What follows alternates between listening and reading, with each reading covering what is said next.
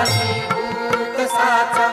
धरू साई प्रेमा कराया अहंता नमस्कार साष्टांग श्री साईनाथा धरावे करी सान अल्पज्ञ बाला करावे अमाधन्य चुंबो निघाला